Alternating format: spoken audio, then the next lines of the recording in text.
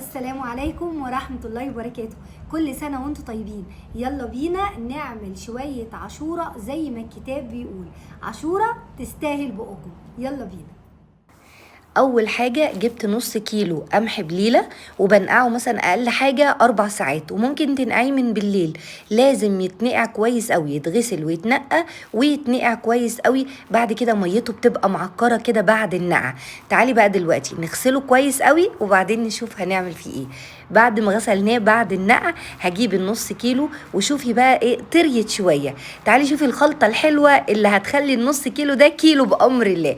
اول حاجه هحط عليها معلقه رز كبيره مغسوله برضو هي كمان ومتصفيه، وكمان هحط معلقه كبيره جوز هند، يبقى معلقه كبيره رز ومعلقه كبيره جوز هند، وكمان معلقه سكر. معلقه الرز دي يا جماعه هتخلي البليله تنفش معانا، غله القمح يعني تنفش معانا وتديكي حجم زيادة، وتديكي كمان لون فاتح جدا جدا لغلة البليلة بتاعتنا، وكمان تزود القيمة الغذائية بتاعتها. بعد كده جبت حلة نصها مية بتغلي على النار، ونزلت بقى بالخلطة الحلوة اللي عملناها على ايدينا دي. جربي الخلطة دي وهتاكلي اولا احلى بليلة، ثانيا احلى عاشورة في الدنيا.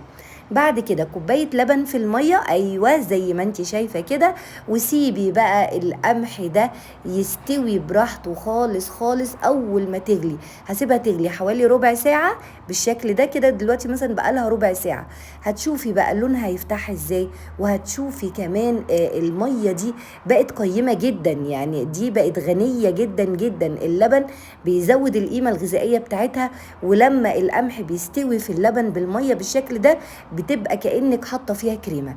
بعد الربع ساعه غطيت عليها وسبتها بتاع ربع ساعه كمان تشرب الميه دي وتختم، يعني تتقل معايا بالشكل ده. يعني هي كده دلوقتي ما كانتش على النار من الالف للياء، ربع ساعه بتغلي، وبعدين رحت طافيه النار وغطيت وسبتها تشرب كل الميه اللي كنت حطاها. بعد كده بعد بقى لما شربت كل الميه كده بروح حاطه 2 لتر لبن زي ما انت شايفه، وكوبايه سكر. كل ده لسه ما حطيتهاش على النار، وحطيت كده باكوين فانيليا كده بتديها ريحه حلوه قوي قوي مع جوز الهند اللي جواها، وبقلب كله كده. وبعدين تعالي بقى نرفعها على النار تغلي براحتها. على ما تغلي حطيت نص كوبايه نشا على نص كوبايه ميه وقلبتهم بره لوحدهم. انا كده سايبه القمح بيغلي براحته خالص على النار بقى في اللبن، هو مستوي بس انا عايزاه يغلي باللبن والسكر بس. وتعالي بقى نشوف غليت اهي، شايفه بقى تقلت ازاي، شايفه الرز مخليها كانك حاطه فيها كريمه، كانك مدياها كمان قشطه. ما شاء الله يا جماعه، بصوا شكلها شكل الحله يفرح. شايفه الجمال ما شاء الله عليه. خدت بقى شويه كده الاول في مج كده، دي بليله بقى، دي كده من غير نشا ولا حاجه، دي بليله كده يا حلاوتها ويا جمالها. بعد كده الباقي تعالي بقى نحط عليه اداه الربط اللي عملناها مع بعض، اللي هي نص كوبايه الميه على نص كوبايه النشا، ونبقى كده دي حولناها لاحلى عاشوره كريميه وناعمه جدا جدا ما شاء الله عليها. قلبي الحله بالمضرب وانزلي بالنشا بالميه سرسوب صغنن كده، هتلاقي على طول الحله لفت معاكي على راي امهاتنا بقى زمان. بصي بقى القوام، اوعي تقليها ولا تزودي النشا عن كده، كده حلوه قوي اللهم بارك. افتحي لي النيش بقى يا ست الحبايب، وطلعي كده الحاجات الشيك الجميله اللي بتفضل من السنه للسنه لما بنطلعها من النيش. انا بصراحه ضحيت، العاشوره هي مره في السنه، فقلت لا نطلع احلى حاجه في النيش بقى. شايفين شكل السلاطين الحلوه الجميله دي؟ بصوا شكلها بالاطباق كده وجواها العاشوره، شكلها يفتح النفس ما شاء الله بجد ما شاء الله. يعني وريحتها وطعم العاشوره ما شاء الله عليها هتعجبكم جدا. هتحسي انك اول مره تعملي عاشوره طريه كده وكريمي وطعمها حلو قوي. طب وكده هسيبها في حالها؟ لا طبعا، هطلع منها بقى شويه اطعمه حلوه كده يعجبوا الولاد. دي علبه كاكاو كورونا اللي هو الكاكاو المحلى، او لو عندك نسكويك. حطيت كوبايه ميه على النار وحطيت فيها معلقه سكر، وبعد كده حطيت 3 معالق الكاكاو اللي هو الكورونا. لقيت الكيس صغير هم 4 معالق، رحت حاطه الكيس كله. يلا ان شاء الله ما حد حوش، خلي طعم الشوكولاته يبقى حلو كده في العاشوره. وخليت بقى الميه غليت بالكاكاو والسكر، وبعد كده خدت من العاشوره كام كبشه كده زي ما انت عايزه. على الخلطة الحلوة دي وقلبت، وطلعت لي شوية عاشورة بالشوكولاتة. ايه الجمال ده بجد. عايزة اقول لكم بعد ما غرفتها وكانوا قاعدين يلحسوا في الحلة كده زي ما كنا احنا بنعمل مع امهاتنا زمان، كله قاعد يقول لي الله اللي بالشوكولاتة طعمها طالع حلو قوي، كأنك مسيحة شوكولاتة. بس ده يا جماعة مش كاكاو خام، ده الكاكاو الشرب اللي بنعمله للأطفال، اللي هو أصلا بيبقى محلى عشان يديها طعم أحلى، وبيدي طعم شوكولاتة أقوى كمان تخيلي من الكاكاو الخام. والله زي ما بقولك كده. قلبي بقى كويس قوي كده، وعملنا كمان العاشورة بالشوكولاتة، اديتها غلوة بسيطة بس على النار مع الكاكاو بالشكل ده. الله على جمالها. طب انا ليه حطيت ميه؟ يعني ليه ما حطيتش الكاكاو عليها على طول؟ الكاكاو تقيل هيتقلها وهي اصلا عليها نشا، فلازم نحط ميه عشان تبقى سايله كده، على ما تبرد تديكي برضو القوام الكريمي، ما تنشفش منك ولا وشها يشقق. ها الناس اللي دايما بتشتكي، لا مش هيحصل كده خالص. بصوا شكل الكاس عامل ازاي، دون الكاس ده يا جماعه. طب وعملت ايه تاني؟ جبت جيلي فراوله وحطيت باكوين في بولة كده، وحطيت عليهم كوباية مية سخنة، خدتها من الكاتل كده على طول، ودوبت باكوين الجيلي في كوباية المية السخنة وقلبت كويس قوي. في المرحلة دي بقى انت المفروض في الجيلي العادي بتزودي مية ساقعة، لا احنا مش هنزود مية ساقعة.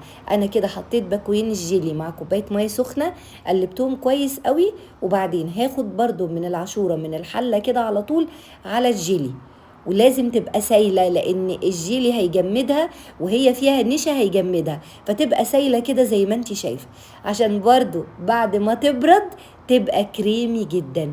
ريحه بقى جيلي الفراوله طبعا مش هقولك، انت عارفه كويس قوي ريحه جيلي الفراوله وطعمه عامله ازاي. شويه عاشوره بقى بالجيلي تحفه تحفه تحفه، هتعجب الولاد جدا. مهرجان العاشوره النهارده اللهم بارك. حابه تعملي الاطعمه دي كلها وتعملي فرح تعملي فرح عاشوره النهارده، اعملي زي ما انا عملت كده، الكاكاو وجيلي الفراوله، ولسه كمان ادي كمان جيلي المانجا. خدت باكو واحد بس على نص كوبايه ميه، يعني باكو الجيلي ياخد نص كوبايه ميه سخنه، وقلبت برضو لغايه ما الجيلي داب. ريحه جيلي المانجا برضو كانت ما شاء الله جميله، ورحت واخده برضو من العاشوره على الجيلي بالشكل ده. عارفه انت كانك عامله ايه، ميكس كده بين الجيلي والعاشوره، وانت بتاكلي تلاقي الجيلي مديها طعم مختلف تماما. اهو كده قلبت بقى العاشوره مع جيلي المانجا، جميلة روعة والله العظيم ما شاء الله عليها. وبعد كده برضو ايه رحت كده ايه حطيتها في كاسات كده جميلة صغنطوطة كده، وبرضو تسيبيها بره تبرد تماما، وبعد كده تروحي حطاها في التلاجة وعيشي انتي والولاد بقى، افرحي وفرحيهم بجد. اخرجي بقى بره التقليدي، عملنا التقليدي العاشورة العادية، وبعد كده طلعنا منها الأطعمة الجميلة اللي انتي شايفاها دي. اللهم بارك. ايوه بقى طلعي الفنان اللي جواكي. بعد كده كمان لقيت كان في مستخبي عندي كده باكو جيلي تفاح اخضر، تحفة بقى، بحب ريحته وطعمه جدا، بس ده مش بنلاقيه كتير بصراحة، لو لقيتيه هاتيه على طول. برضو باكو جيلي التفاح الاخضر على نص كوبايه ميه، وبعد كده برضو نفس الحكايه، كل انواع الجيلي زي بعضها، الفراوله هو اللي زودته شويه، وبعد كده برضو تاخدي من الحله على طول، بس اغرفي العاشوره الساده الاول، دي الاصل بتاعنا. وبعد كده عيشي بقى في الباقي زي ما انت عايزه.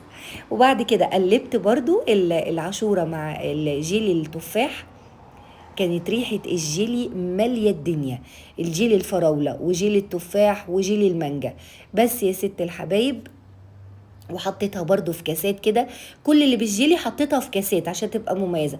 انا فضيت النيش عموما عشان تبقوا عارفين، يعني كل ما تعجبني شكل شوية كاسات ولا بولات شكلها سلاطين حلوة كده رحت مطلعه كله من النيش.